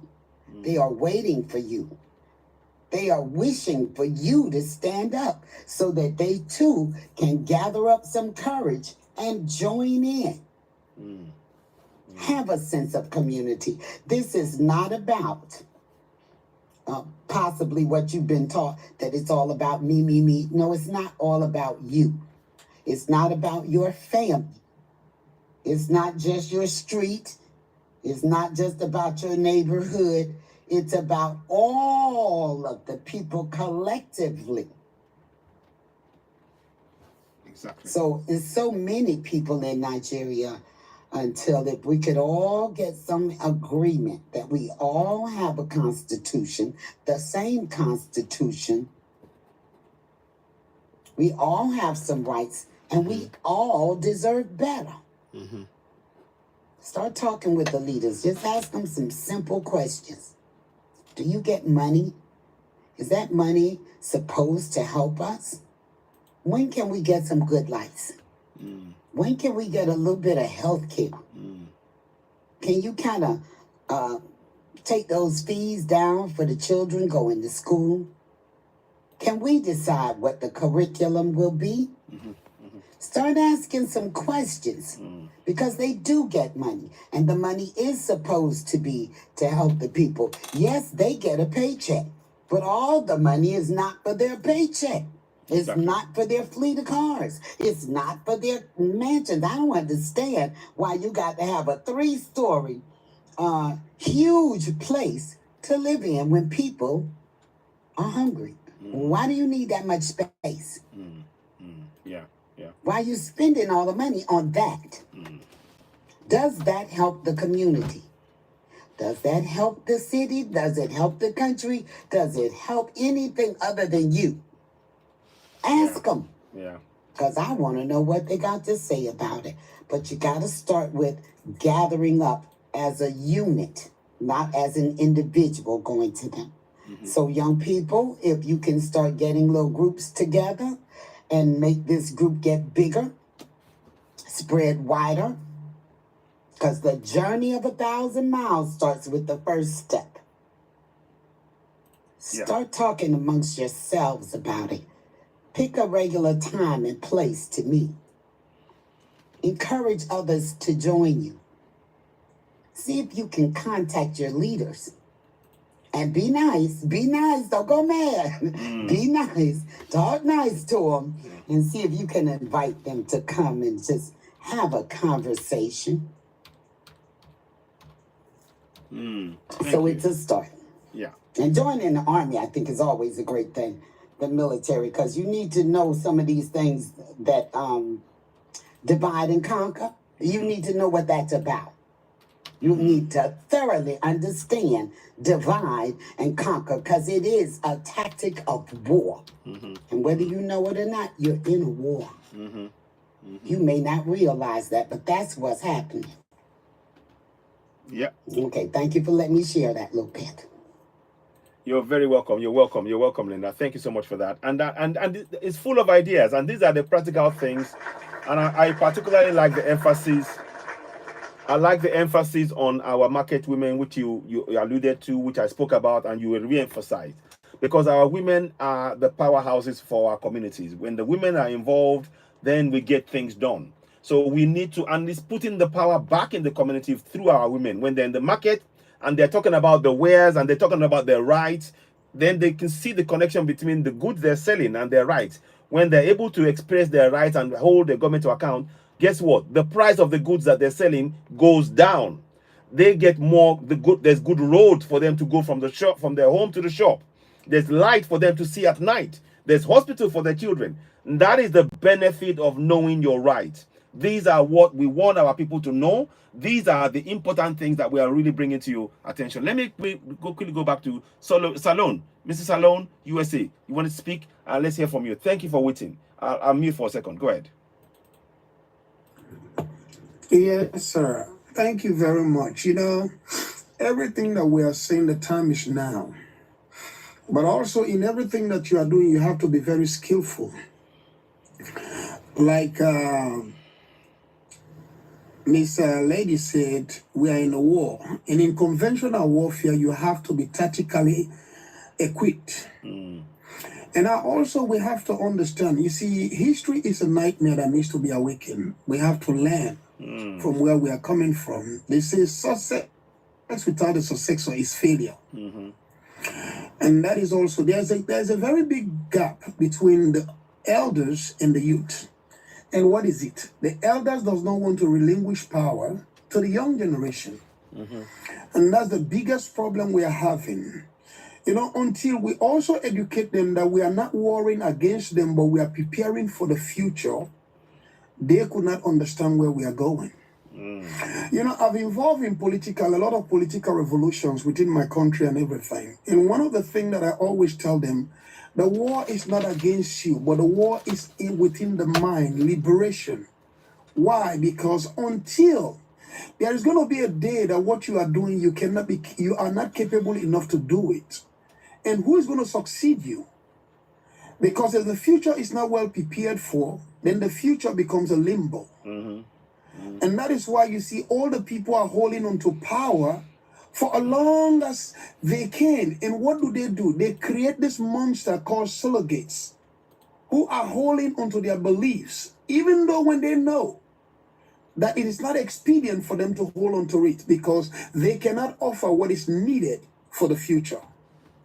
And so what do? As we go to educate them, we also educate the elders that we have not come to fight against you, but we have come to have a discourse. How the future can be turned over in a respectable manner, that those who are taking over to you will cater for you and also cater for the future. Because what they are afraid of, what the future holds for them, you have to answer that question. Like I said earlier on, the problem of Africa is not with still the colonial leaders, but Africans. Now we also go into our educational sector. Now when we look at China, what is China now thinking about the 2063? They are thinking about how they can turn their youth into billionaires. And look at what Africa is doing. We have forgot about the technocrat areas. We are still in the theological area. And how do our community turn into an industrial revolutionary communities? You see, when Ibrahim Toure said the resources of Africa, the resources of Burkina Faso, should be manufactured within the Burkina Faso, what did he think about? Now he thought about the future.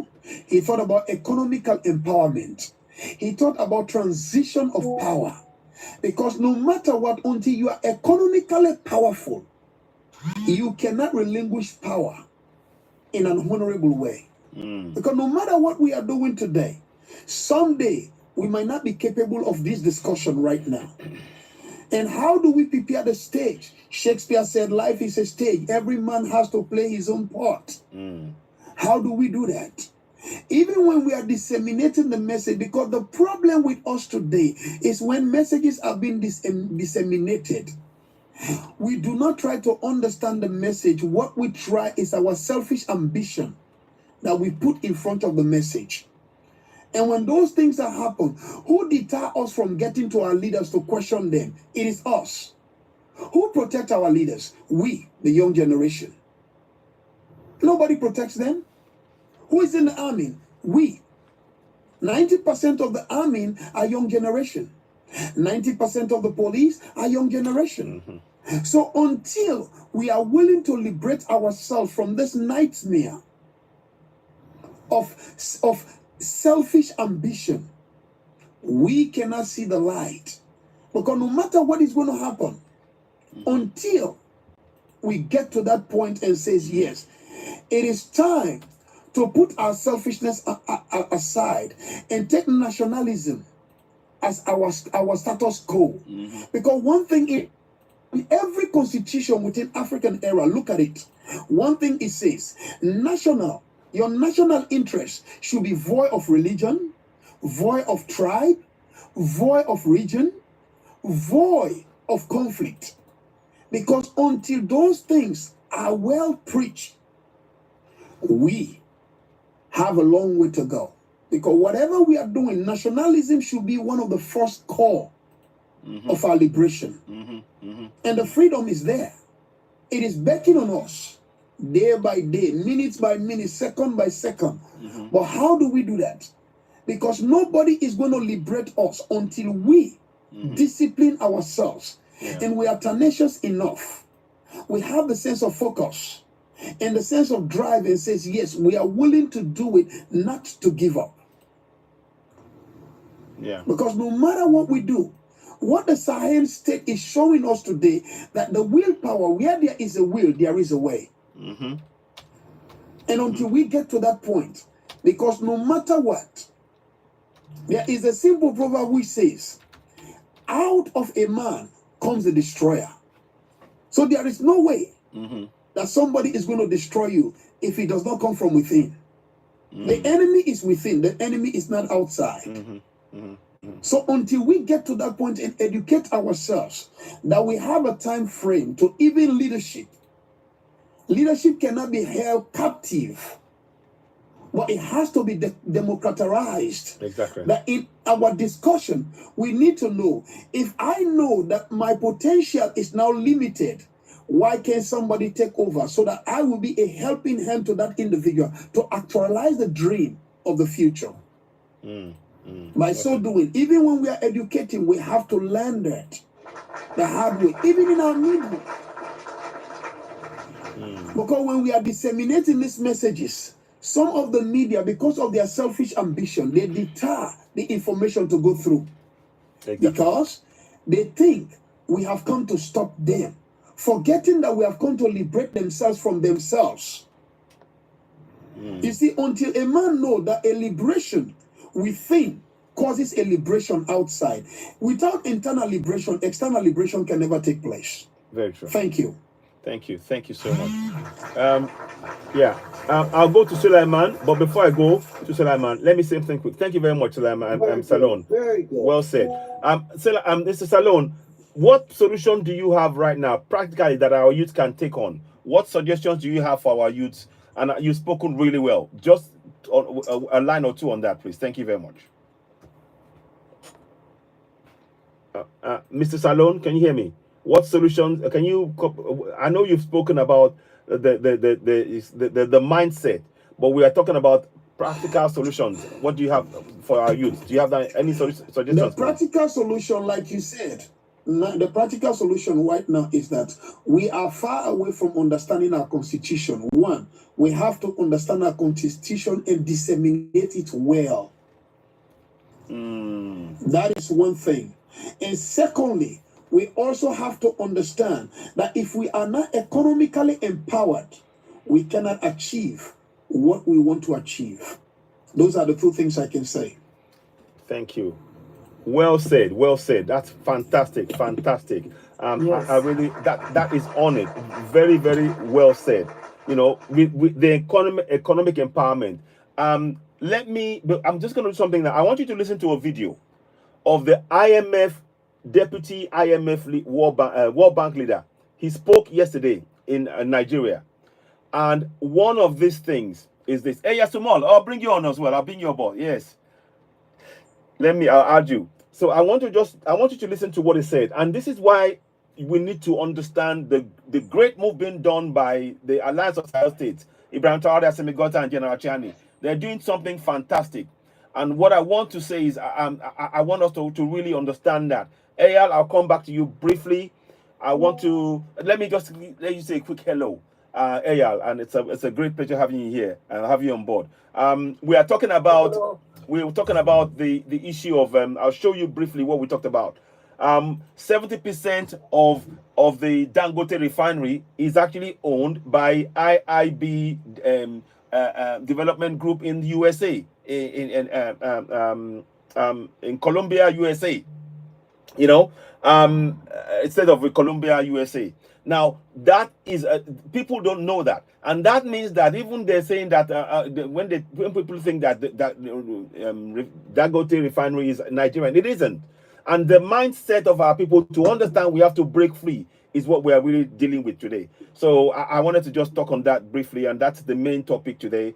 And I wanted to really come up with look at solutions that we need to bring to our youth so they can take possession of their own land. It is theirs. That African land is for our African youth, nobody else. And we have to give them the tools to make sure they take control on their land. That is really what we're talking about. Let me hear from you briefly on that before I play the video. Aya, go ahead. Oh, okay. Good day all. But yes, I think the direction that we're headed is starting to complement what Ibrahim Traore has been saying. I've been listening to him in the last period in his more recent interviews. Correctly, I believe the African land should, in a more productive way, be utilized for its people. I had Lynn talking about, the good lady talking about setting up little clubs, little organizations, even at village level. I think youth, 100%, I'm 100% with this. And I think we need to be strategic in terms of communication. Yeah, and so later on I will come back in, but really it should be, among other things, it's a big communication challenge. When I see the thing you're doing with the translations of the Constitution, for an instance, and when I then interpret what you mentioned, but it should be in other languages. In the Gambia, in Morocco, whatever. I think, oh yeah. So our real challenge is not about language, it's communication. The reason is, and I think the sister also mentioned town hall meetings and so. Absolutely. We must, as we speak about these things, Al-Kabudi, what we say, we need to also look at a SWOT analysis. These are good opportunities. What are the threats? If we start to look at those, we start to become realistic in how we can implement or introduce or initiate. I will come back later, but I just introductory comments as you asked me. Thank you, sir. Thank you. Well said. Very well said. Well said. Very incisive. Wow, I like that. I love when you talked about SWOT analysis because we can still use that. Very well said. Thank you so much. Let me bring in somebody else want to speak. I'll bring them on, and then I might go around to the others. But let me just see. There's somebody that came, and I wanted to just add them quickly before I go ahead. Okay, no, I don't want that. I don't need to do that now. So somebody came and I saw them. Okay, it doesn't matter. Now let me play this video for you and listen to what the World Bank.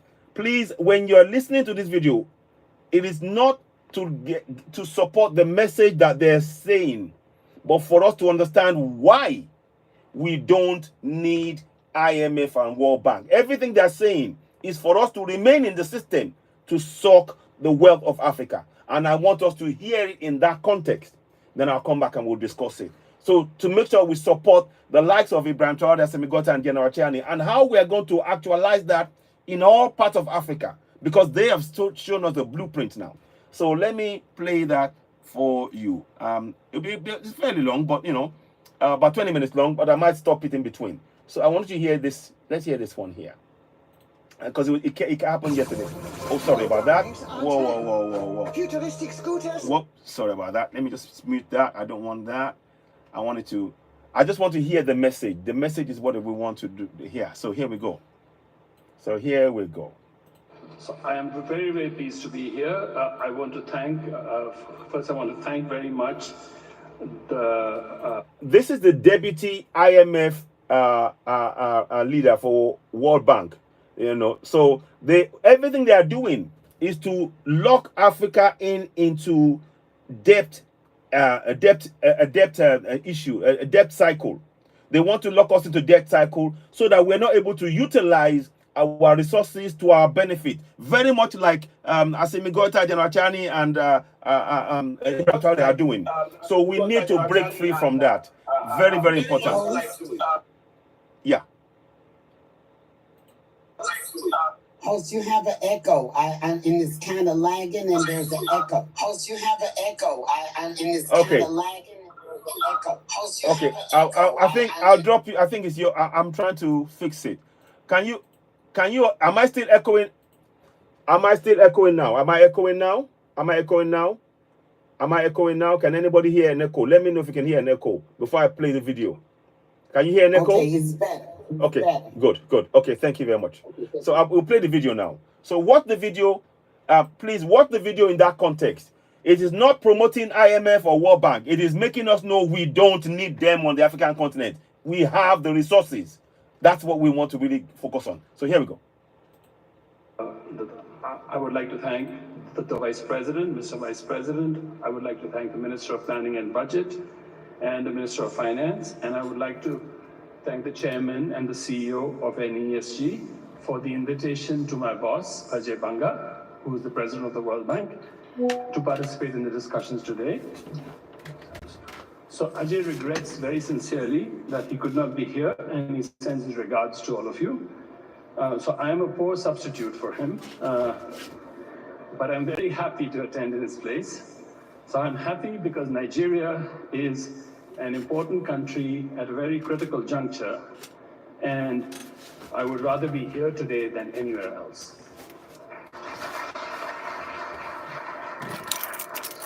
So I was asked to talk about the most pressing challenges affecting Nigeria and Africa's economic development and growth.